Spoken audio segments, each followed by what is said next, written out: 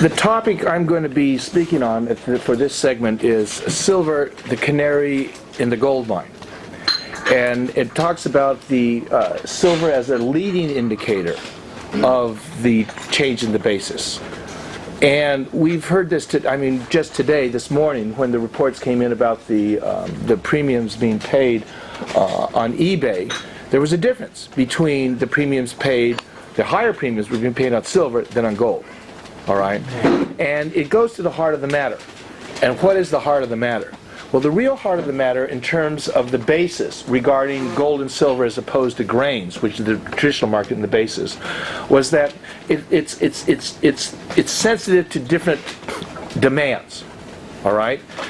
Grain is food. It grows yearly. People eat. The harvest comes in. It goes back, and they trade on that. And as the professors pointed out, it's a long-established thing, and it's not counterintuitive to price, but it's another basis of profitability for the people who are in the middle and trading it. And they're looking for different indicators. And it's the professor's observation that this basis, which is operating in the grain markets, has some applicability to the monetary metals, gold and silver, and it does. And his observation that since they started having on the COMEX and the futures market is that there's been a degradation. There's been a collapse. The base, it's been going lower and lower and lower. The contango is going lower and lower and lower. And now we're at the point, and Tom will bring this out, where we're virtually in backwardization on silver. All right? We've never been here before. We've been in backwardization before, so we're going to examine why this is happening and the implications of it. In my thoughts about it, what is driving this is almost subconscious. The movement since the 1960s towards a lower and lower contango and towards the backwardization. We don't stop. We are going to be there, and we're not going to stop. And we are going to be there. When we cross that line, we can't tell yet, but we are certainly closer to it today than we were yesterday afternoon. All right? And the thing that is driving the gold and silver towards backwardization is a different phenomena than what is happening in the grain market. And it goes back to the money crisis that we're having now. There is a monetary. I used to think that Professor Fekete should be a doctorate of monetary pathology. That's really what he is, and a very sophisticated one who's done graduate work. And there was no one in the lab with him at the time. Their cafeteria was real empty. And they wouldn't give him any graduate students to do the work. But nonetheless, he did all of that work in it, and that's why we're here today. And what the situation is that when they took gold and silver out of the money, which started in England, blah, blah, blah, and I'll get into that later, it set in motion a process, all right? And it's astounding that it's lasted this long. Absolutely astounding. And it's astounding that we are here for its end. And we are. Both those statements are true, and they're both astounding. And if you look at gold and silver, what's the difference? They're both monetary metals, all right? In truth, the U.S. totally demonetized silver out when it stopped doing silver coinage in 1965. And there was a very interesting thing that I just picked up from this morning's talk when it said that, when the professor said that silver was officially demonetized off the silver standard, converted to the gold, in 1873. All right, as did Germany, 1873. This predates 100 years to the official U.S. reneging on its Bretton Woods in 1973, 100 years later, about gold. So, perhaps silver really was the leading indicator by a century of what was going to happen to gold. All right? And now that they're both off of it, and we're purely floating on paper, we're reaching a crisis point. I mean, people don't understand the crises we're in now because we've never been in one like this, and a collective label on the whole globe. While we may have localized bases, we've never had a global crisis on the same problem. And that's what we're having. We're having a global crisis with localized reactions to it. All right? And Martha and I are from the United States, and we see it, it's different to us. I mean, Judy told us this morning that she can go down to Perth Mint and pick up some coins, and we can't do that in the United States. I mean, you go up there and you type in Kitco coin shop, retail shop, and go, Krugerrand, 0. Maple Leafs, 0. So, 0. They're out of inventory. Out of inventory. I mean, what the heck? How can you be out of inventory when you're buying and selling for a business? What business are you in? Or where's your business going? Why are you out of inventory? All right? And this is really what we're seeing here. Now, why silver may be the leading indicator for the backwardization of gold, all right, or silver, the canary in the gold mine. You know, I've looked at it, and what they share in both silver and both gold are in declining production. There is a greater demand, and has been for years, than the mines to replenish this. All right? With gold, it's approximately 2,000. You know, when I was looking at it, it was 2,500 metric tons a year produced, and I was just talking with a friend of mine, and he says the figures that he has now is closer to 1,950 metric tons. All right? The demand for gold was 4,000 tons a year. So you have a shortfall of 40%. And as I made it sit in my book, I said, if this were bread, you wouldn't be able to buy a loaf. All right? I mean, it would be so expensive. They become smaller and smaller and smaller, you know, and the price would be going up and up. And this is gold. My God, you would think the opposite is true. If the natural thing, if you have a declining production and a growing market, this is gold. This is money. This is money. And you know the people around money. It would be huge. But it isn't. Why? It's because who's got the overhang? All right? Who has the overhang in gold are the central banks. They've been selling into the market, suppressing the price of gold. Now, we're getting our assets. We're getting liquid. All right? We're getting liquid. I mean, my God. If my dad had all this gold, and he's telling the family at the yearly reunion that we just sold off 40% of our gold because we want to be in liquid assets, he would be removed as the executive of his own estate. I mean, the rest of the family would throw him out. It wouldn't happen. All right? But this is what they're doing. So it isn't. They're not getting liquid. They have been, ever since they've started this charade, and all the governments have been trapped into this. I mean, this is the interesting thing about it. The French naturally were opposed to, they were gold boys. Jacques Rueff, I don't know, I know I pronounced his name wrong. He was legendary in central banking in the 1960s, 1970s. Legendary, you know. And when we cut him off, yeah, right, I was there. You know, when the U.S. cut the link between the dollar and gold, the French were just. But when they did that, from selfish interests alone, from self-preservation, they had to go with it. They now became believers in gold to defenders of fiat currency, because they did not control whether their currency was fiat or not. The United States did. What happened at Bretton Woods is that the U.S. dollar was, after that, we decided we were going to, because we had all the gold, we had 21,775 metric tons of gold. No nation in the history of the world had ever that amount of gold, ever. I mean, we had it. 20 years later, it was gone. What we had left, 7,000 to 8,000 tons, was left only because we didn't pay our obligations.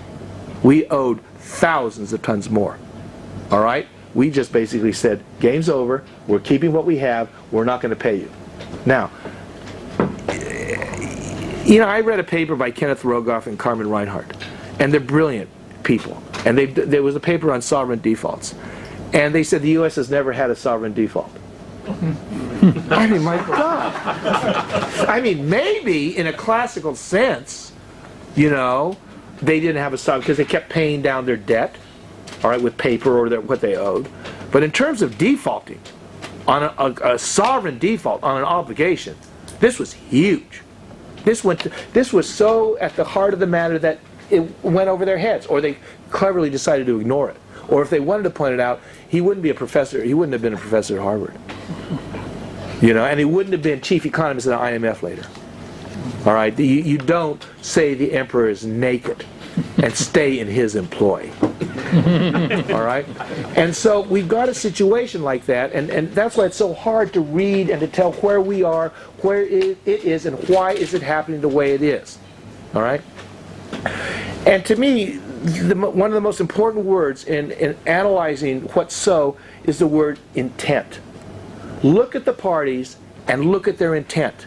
And we rarely do. We just, oh, here you are, here I am, we're in a transaction, or I know you, and we just take it as face value. Well, the face is, man, it makes pancake look like nothing. It looks like plastic surgery look like nothing. All right?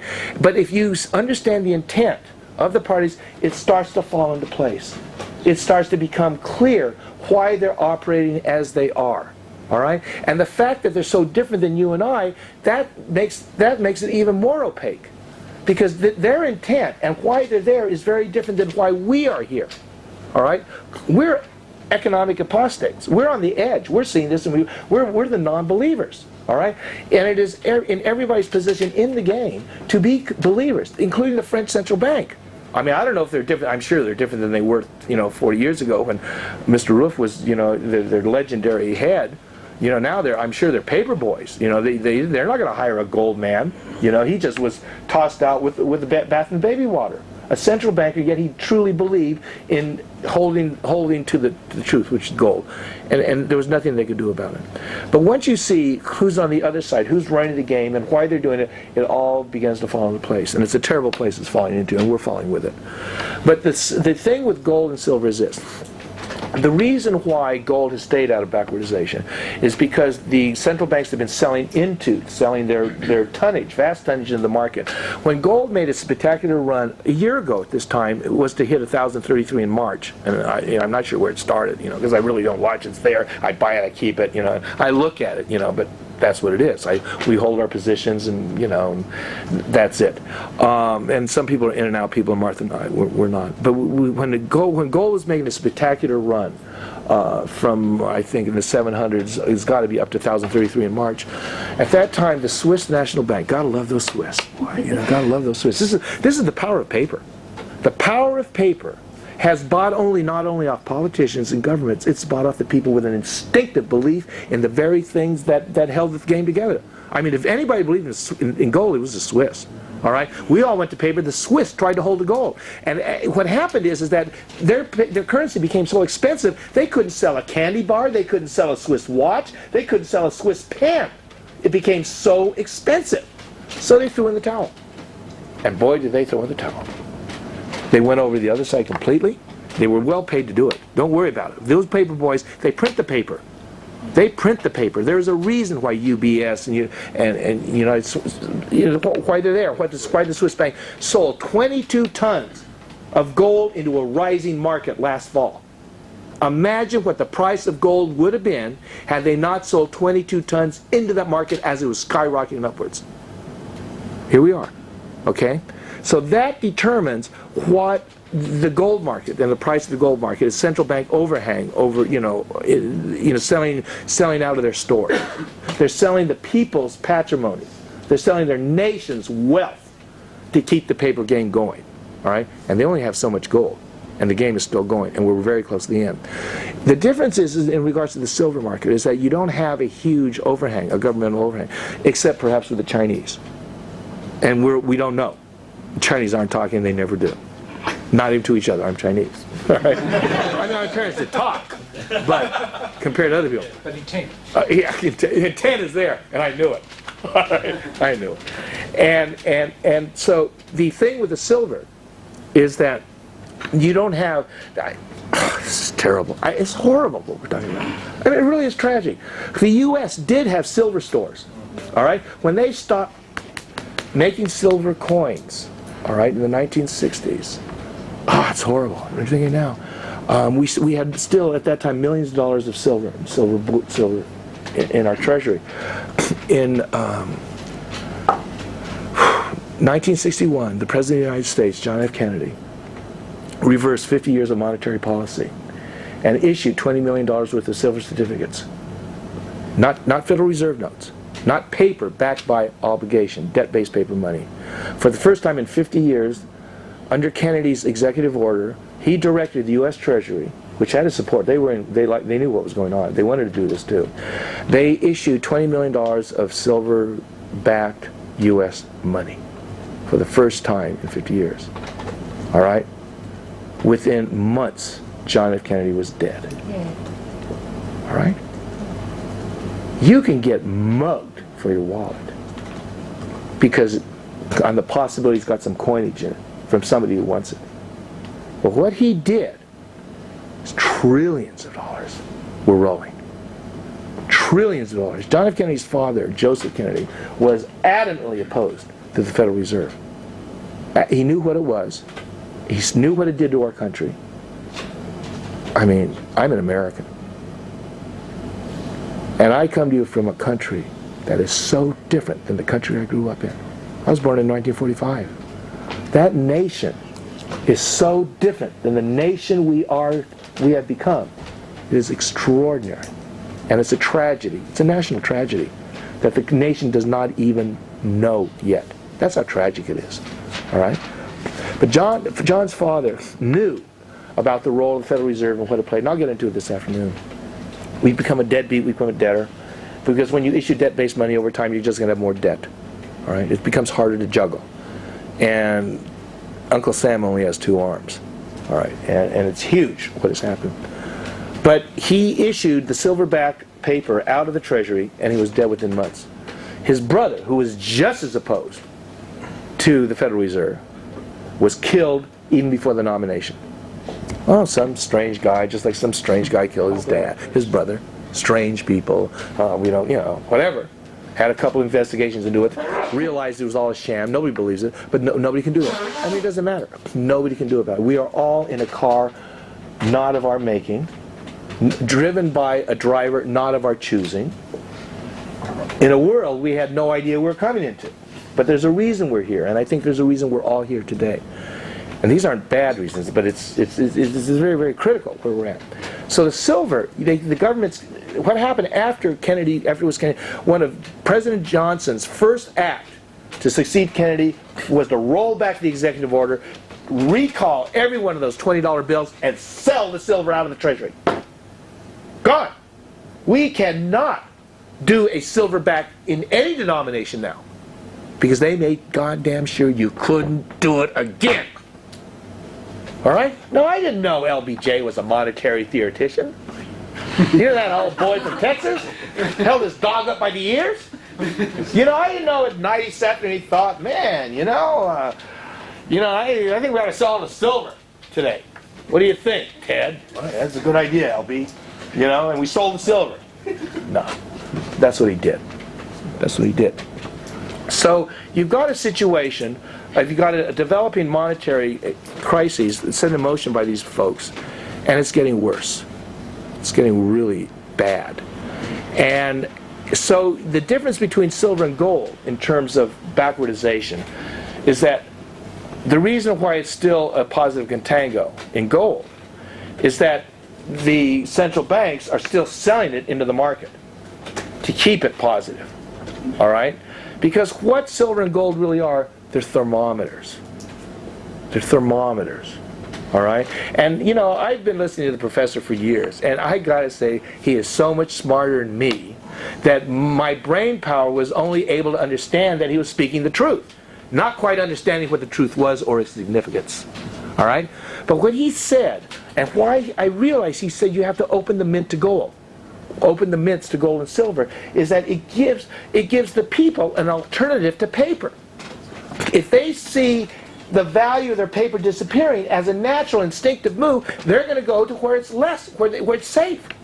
All right? That's the gate that the governments don't want you to go through. They want to keep you in paper. Now, why would your government want to keep you in paper? Because your government is owned by the bankers. I'm sure most of you here vote. You have a privilege to vote. But who are you voting for, and what do they represent? I just came from the United States.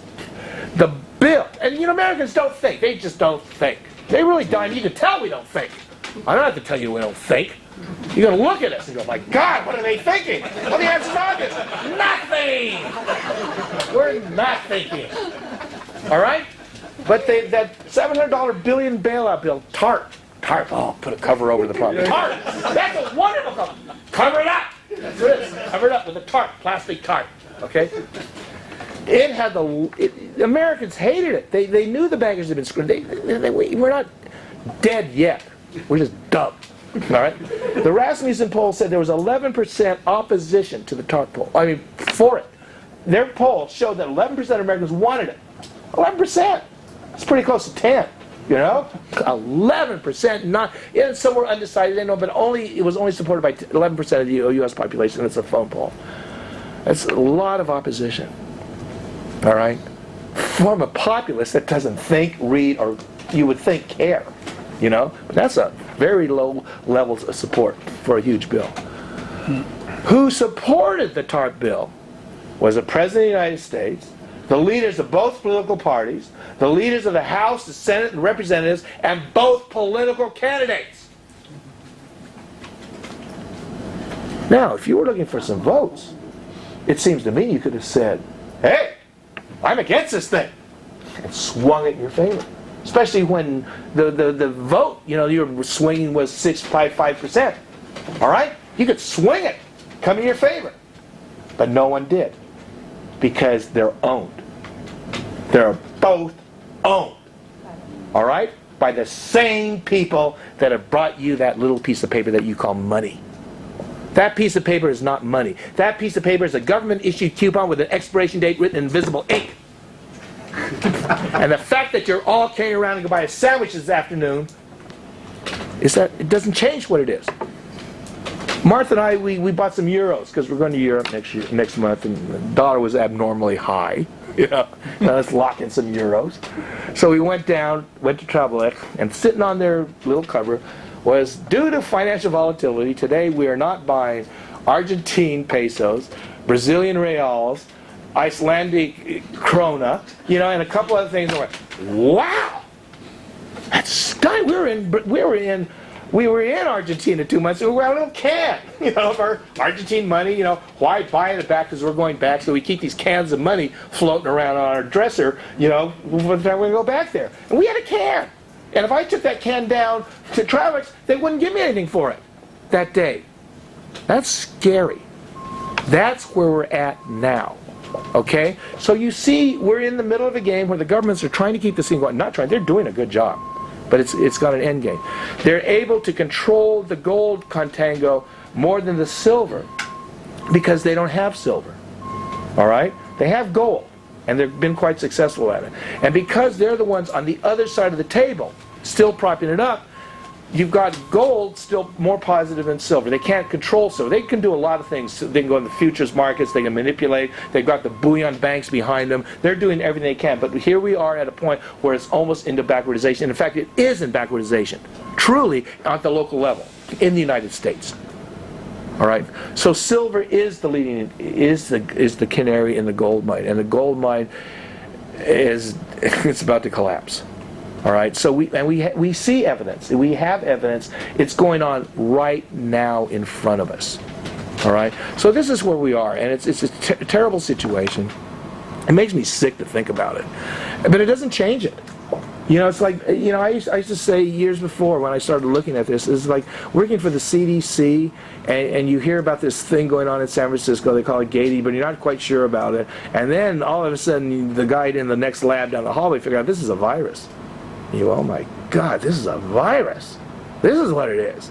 So you take a little flight out to San Francisco, and there's the guys, and all the good-looking guys, and I remember I was walking down because I used to live in San Francisco. It was these guys were so good-looking. I held my stomach in out of pure insecurity.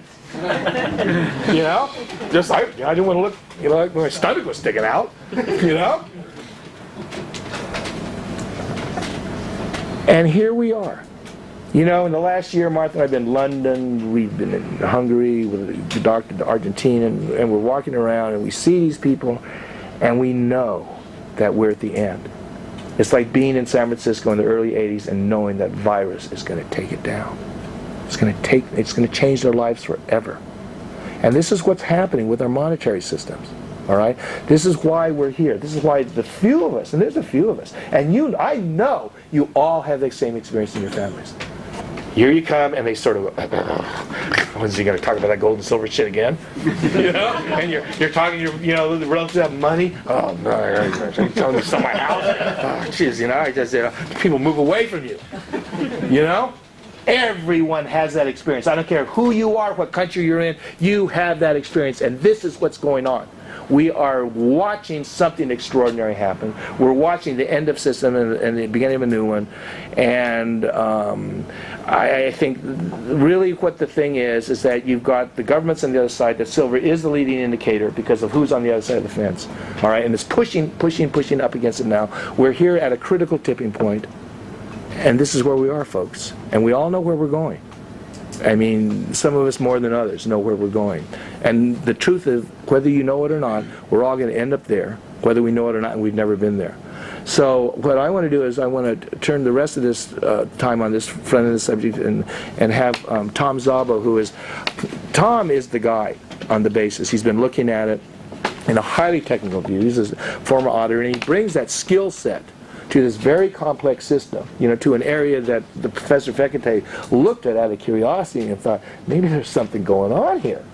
And one of my things is that, in discoveries, in scientific discoveries, what they found out is that very little discovery is done in people just going on a certain paths. Most discoveries are made from people from a discipline outside the field, crossing over into another field and seeing something that the people in the field couldn't see the before. And I think that even though it's been to the professor's detriment that he's been iced out of the monetary, tenure profession. One, they couldn't have sold him. They would have cut you off, and you would have gotten a notice from the university, dear Professor Fekete, we've cut off your pension. We see what you're saying, all right? There have been phone calls made, all right? But because he wasn't in the field of economics, he was a mathematician, and he saw what was going on, he was able to make that thing about the pay. Nobody else has. No one else has done it. With my kind of economics, you couldn't make a living. You understand? Well, it's true. It's true. You don't make a living standing out there and saying in truthful honesty, that guy has not gotten any clothes on. All right? They've got monitors along the way. They've got crowd control. And you can sit there and go, he's naked. And pretty soon you're going to draw a crowd, and it's not the crowd you want, And the downside of him not having the audience that he deserves for speaking the truth in these times is that he's been safe enough because the crowd has been rather small. I mean, I was just talking with this gentleman here about Martin Armstrong. It's one of the most tragic stories. You can Google Martin Armstrong. I caught him right before he disappeared off the map, and was held in U.S. federal custody longer than any man ever on contempt charges. All right, this is the man who called to the day the top of the Japanese Nikkei in 1989. Called it to the day. All right, boom, 38,000. Where's the Nikkei now? 7,800. It took 13 years to go down to 8,300. Recovered to 14,000. Now below that. Below 8,000 now today. All right, this is Martin Armstrong. I used to watch this guy. Like, wow, how did he do it? I presented, my book, which some of you have bought. In it, I talk about my thing with Martin Armstrong because I presented this paper before it was a book at this group called the Positivity Network, and I was going to present it on March 1st, and on the night of February 26th, I'm reading rickackerman.com. I don't know if any of you are familiar with him, but this guy is quick. He's good. Martha and I spent a whole lot of money to just see what he's doing. It wasn't magic. He was far too quick for us, but it was worth it just to see what he was doing. He's stunning. His timing was incredible. So we keep track of him. And here it was on February 26th, and he mentions Martin Armstrong. I go, Martin Armstrong, that's my boy. What's happening to him? I knew he was in jail. What's he done? And I found the paper he had written in 1999 that I had never seen before. The paper in which he'd explained the methodology for his predictions. And I tell you, I was stunned. Because what he had done was something amazing. He went back, and he said he went back and he took the crises in 1929, and he went back 200-300 years, because there's financial crises. Financial crises are like pimples. They're always going to be there. All right? They're always going to erupt at the worst time. They're coming up. All right? And so he went back there, and he did, crisis here, the tulip bubble, the blah, blah, blah, the inflation of this, the blah, blah, blah. Went back, okay? And then what he did is that, with a 300-year time span, and divided by the number of crises. This is something.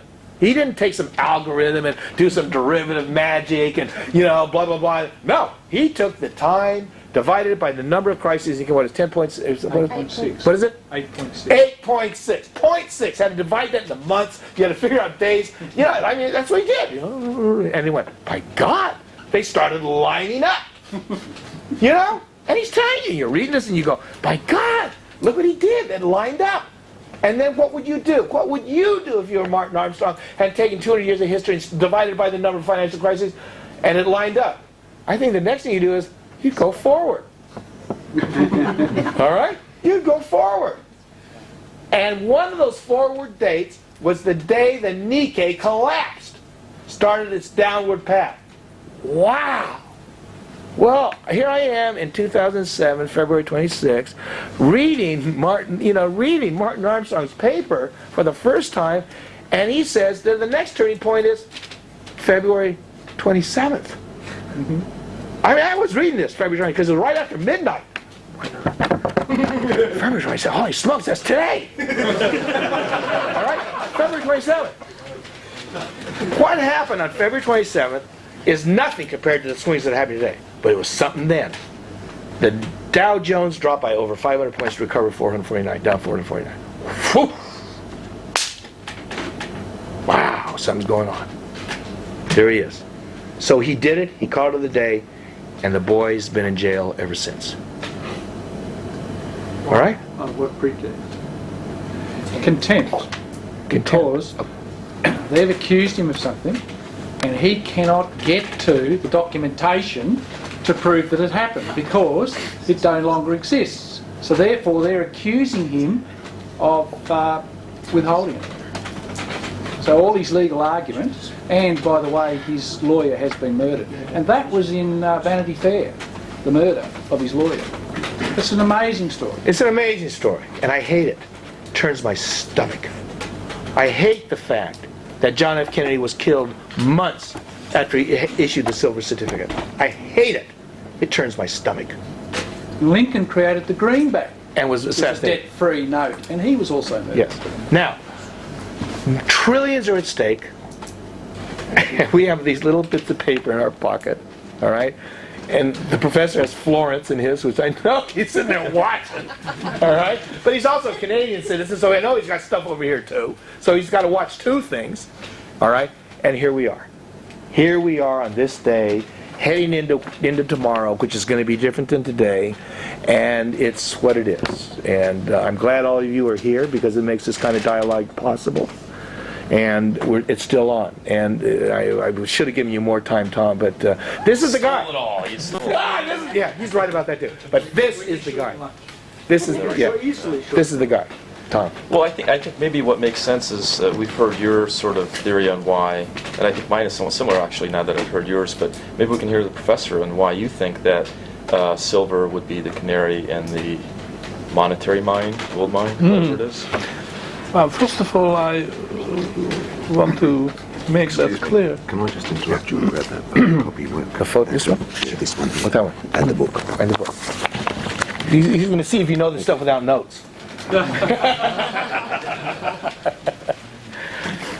In the beginning there was the coal mine, and they took the Canary down the coal mine to give them an early warning in case these toxic gases started coming, and the Canary sensed it long enough time before it could do damage to humans. Of course, the Canary died as a consequence. Now, this is how the silver canary comes into the gold mine. But really, what it is the monetary system, which is in a very advanced state of disintegration. And we are looking for an early warning system which will give us enough time to escape from a death trap. And I think it is my suggestion that the silver basis, the silver permanent backwardation is going to be the early signal. In other words, it's a gold crisis basically, but the advance warning will come from silver. If you want me to give you a scientific justification for that, I throw up my hands. I can. It's a kind of intuitive thing. But we heard some reasons which I certainly would consider, such as the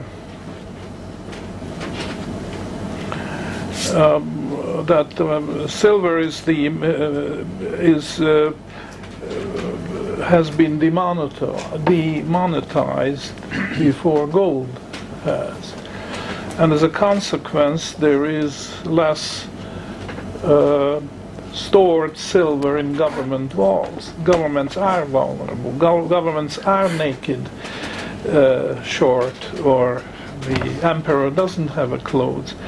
Whereas, as far as gold is concerned, they still have a respectable amount of store of gold, and they are trying to use it to postpone the evil day.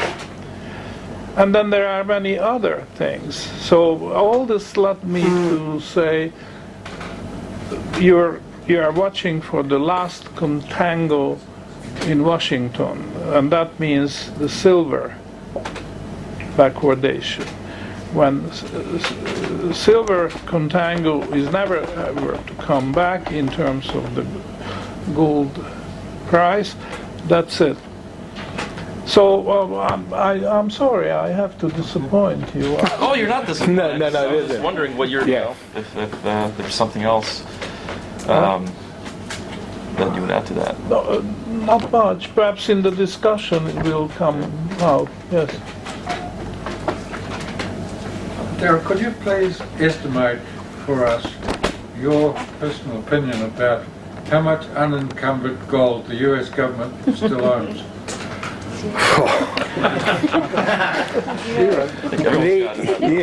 The U.S. officially, my gold. The U.S. started in 1949 with 21,770 tons of gold, all right? When the U.S. went off the gold, I mean, practically, they clearly went off in 73 when they officially said it was over. But the Nixon closed the gold window in 71. I took out my crummy little calculator, my crummy little mathematical mind. This is the man with the mathematical mind, all right? I got a little crummy fake one up here that can sort of add and sort of subtract. But by my calculations, we had, the United States said they had around 8,000 tons. Got to think with the word. My calculations, I thought, oh, man, we may be down about 7. We got something down there. But who knows how much is there? They call it deep storage. They got a thing called deep storage, all right? And on top of that, they have not allowed a public audit. Now, they have allowed audits, but not public audits. Now, we know what they do to the CPI, we know what they do to that. But what they really did is they owed approximately 30,000 tons of gold at the time that they shut the gold window. I mean, we were in backwardization then. We couldn't cover, we owed gold, and we wouldn't give out any more of what we had. Now, what we've got left, now that's a very interesting, you know why? Just this morning, because your question goes, what's the U.S. going to do? How much gold does the United States have? They're not, dumb's the wrong word, all right? They got some smart people thinking, they play war games, the CFR does this thing, what's going to happen, where we're going to end up, and they're just, they're thinking a lot more about this than we are, okay? But they have a different point of view. And I think what your question goes to is, how much gold do you have, and perhaps what is the United States doing about it, all right? I heard it. Terrible thing this morning, my terrible morning.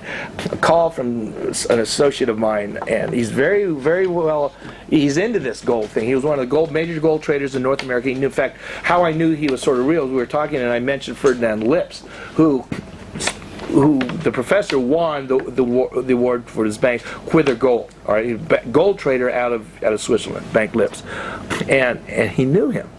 He'd done a lot of trades with him. He was on the other side of the trade, and he said a major amount of the European trade in gold was coming out of Ferdinand Lips, through him.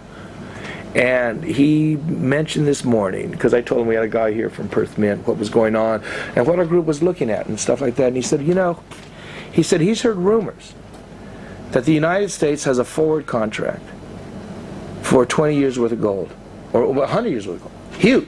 A huge forward contract. All right, through the Treasury. And I can't say this is true. I don't know if it's true. And he isn't saying it's true. But he has heard rumors. And this boy is in the gold field. He's in the business. Between him and another person, there's 5 tons, metric tons, delivery here, premiums, it was real stuff. Okay, that didn't get consummated because they didn't move fast enough, and there were people in line waiting for that gold and picked it up and it was gone. All right? But this is what in the cage, out of the cage. I don't know, that stuff, in the cage, out of the cage. This is the first time I'm hearing this stuff, all right? So they're talking about this. But he was the same person, he said, listen, perhaps you might ask him if he's heard about this rumored 2,000-ton forward position of the United States through the mint. All right, and I went, wow, if that's real, because they can print money, they can full faith and credit. Well, that's all they got is your faith in their credit. The ability to print money. They could do that. So maybe they're covering themselves in the backside. This is pure rumor on that, which would suck all the gold out of the system. All right, bring it back to them.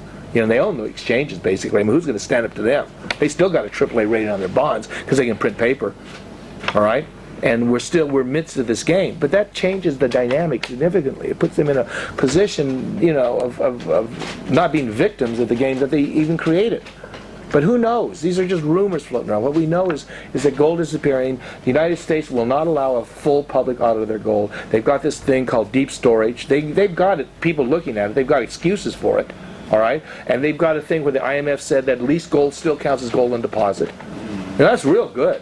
You know, I wish my bank would let me get away with that. All right?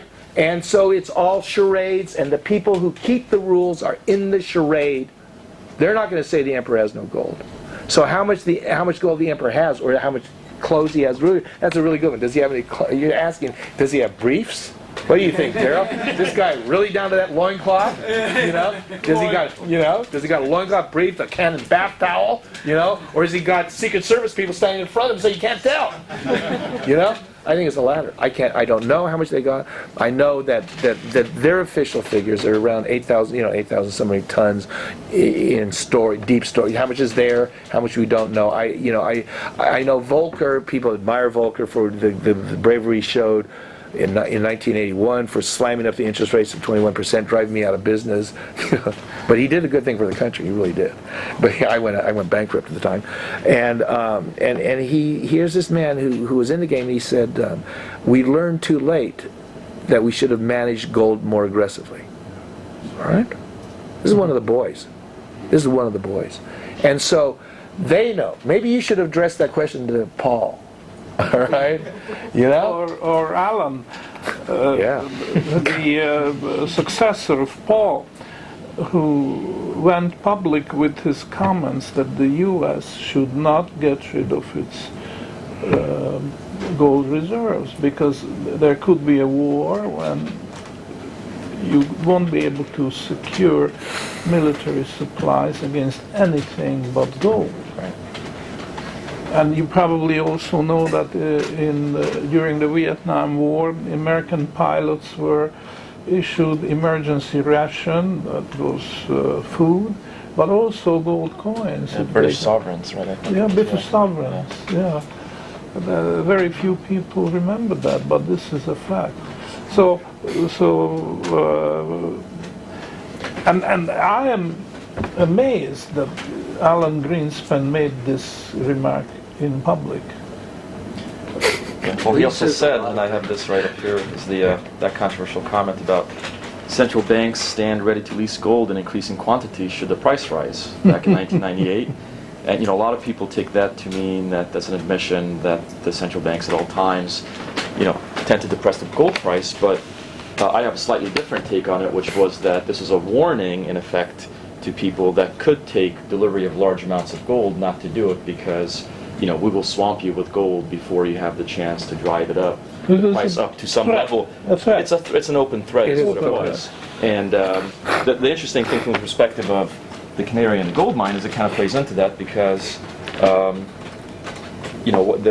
backwardation ultimately, as we speak of it in the last contango, means that not only us little people are not willing to sell gold, and in fact we're all buying, but the big guys are also doing that. So this threat was not made to the little guy, it was made to the big guys. So if we're going to have a movement in the direction of hoarding monetary metals across all levels of the monetary sort of system, you would think that maybe it starts with silver. But then you have the Hunt brothers, though, which kind of goes against that because that's the one example where essentially an attempt to do that was busted by the government.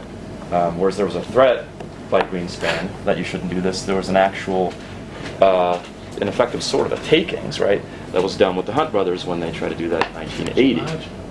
So it probably will not come in the open from someone that declares that they're doing this, but I think it starts exactly the way it's doing now with us small guys, and eventually, you start having people with real money doing this in secret, and I think they can do it with silver much better than they can do it with gold, especially with the threat, and especially since, this plays back into what Darryl was saying, that the central banks still do have a pretty significant amount of gold. They could, if they want to, put 500 tons out here, or a few hundred tons there, and in effect try to forestall for pretty significant amount of time this sort of process taking place.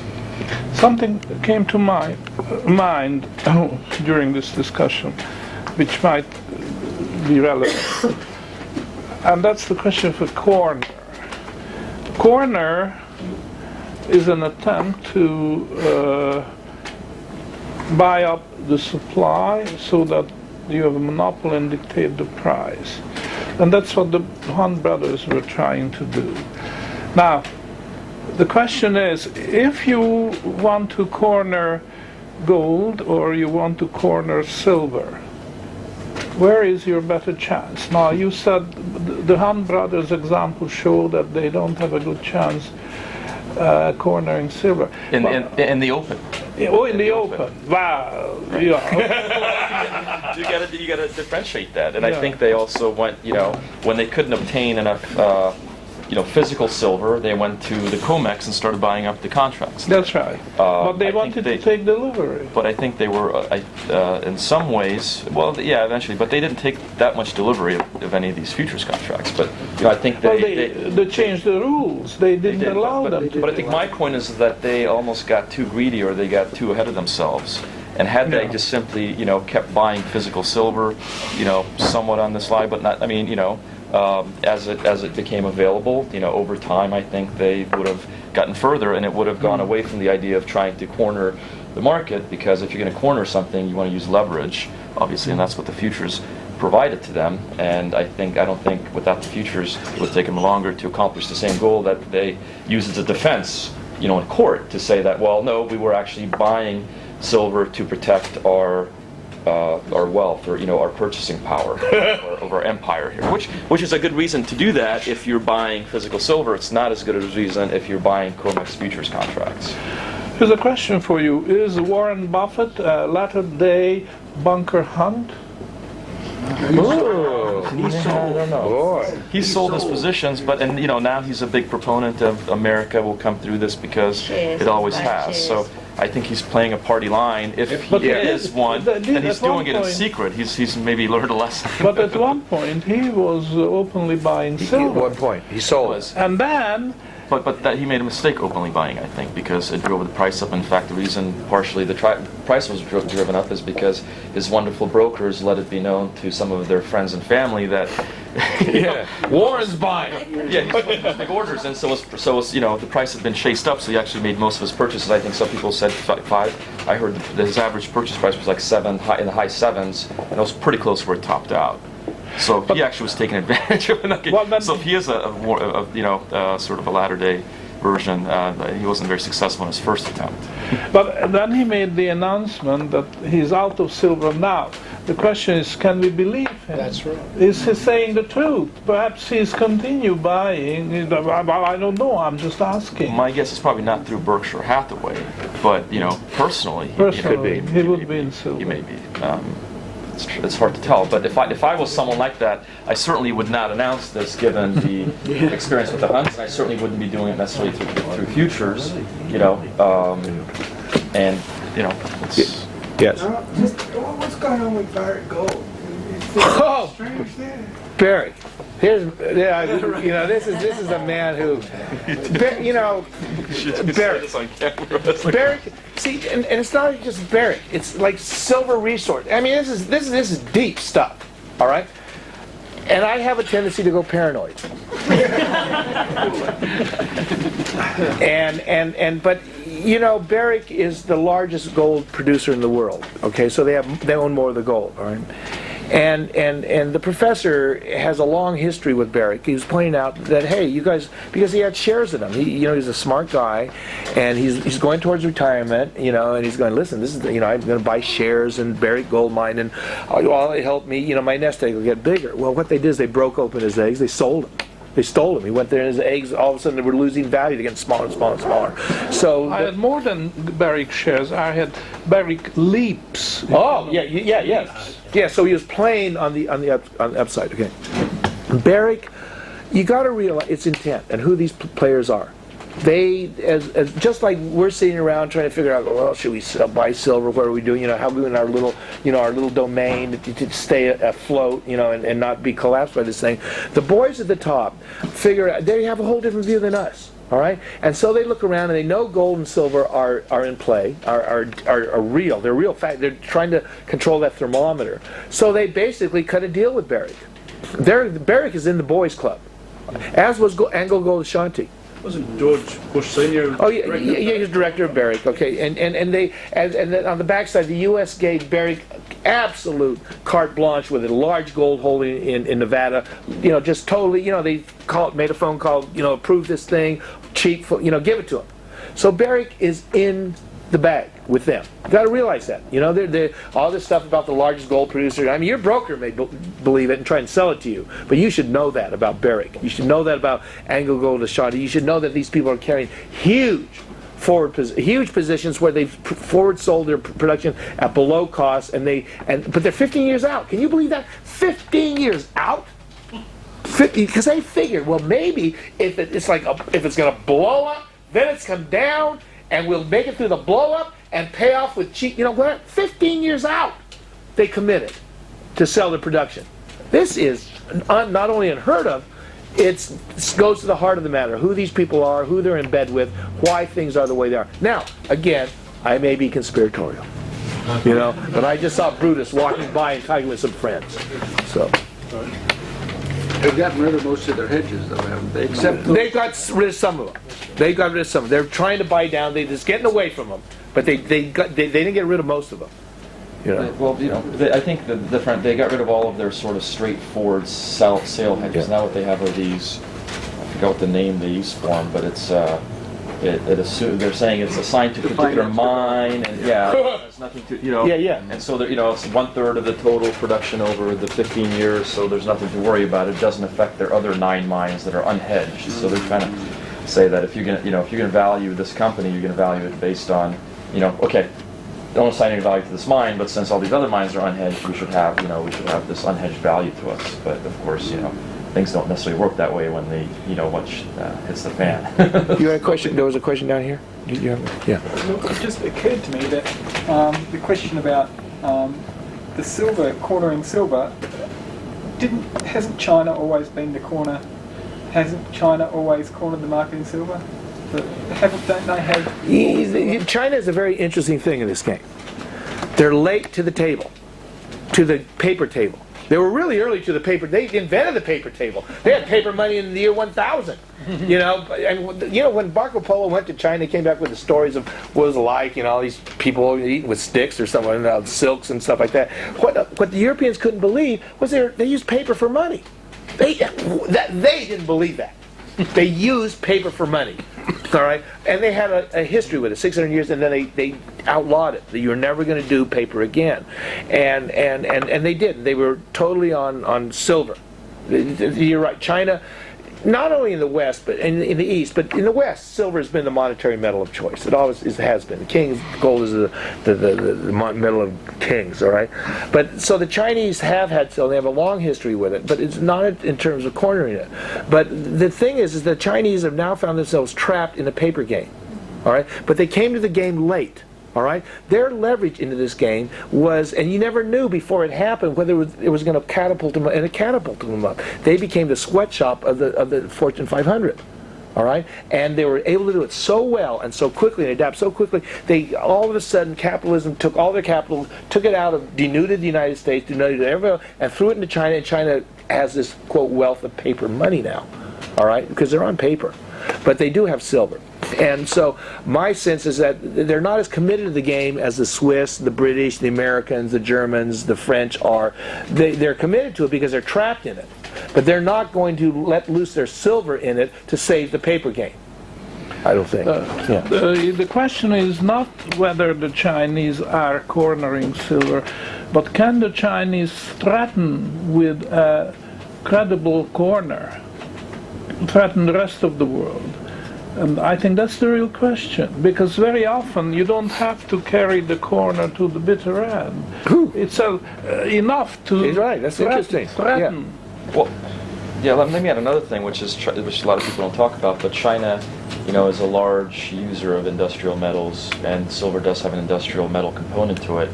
And so there's something that says that if you're trying to corner and the price goes up, you're hurting your domestic industry, and the Chinese are all about helping, their, sort of, Employment, what did you call it yesterday? It's a non-cap, whatever the system is, it's Well, it's been called Stalinist capitalism. right. So this sort of concept, and you see this in copper, which actually the 2 times, but because I think now there was actually what happened with copper in the last few months was an attempted corner again, but the Sumitomo scandal back in the 90s had China playing a pretty major role in it, and interestingly, their role wasn't to try to profit from, sort of this, I'm going to buy copper at 70 cents and we're going to corner it and then we're going to sell it at $5 or $6. What their piece of this was to source enough copper for what they thought their demand was going to be, and they bought into this idea that now, the price of copper is going to maybe be spiraling out of control. You can maybe relate that to the silver market, so there's this sort of, I think, resistance going 2 different ways. Yeah, I mean, this would be a path, I guess, out of the whole monetary mess of holding $2 trillion in reserves that might go to zero, and so, maybe you can offset this with your large silver holdings, but in the meantime, they have use for that silver, and if the price goes high, they're, they don't have a lot of pricing power, so The Chinese don't? No. I think they do.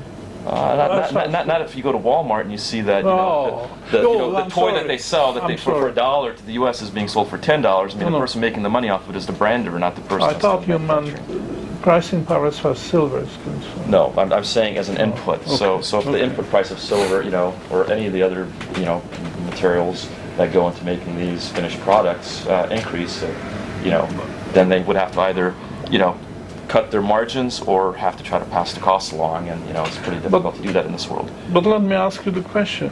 Do the Chinese have a pricing power as far as silver is concerned? Because I'm very often tempted to say that the price of silver is set by the Chinese in very subtle ways.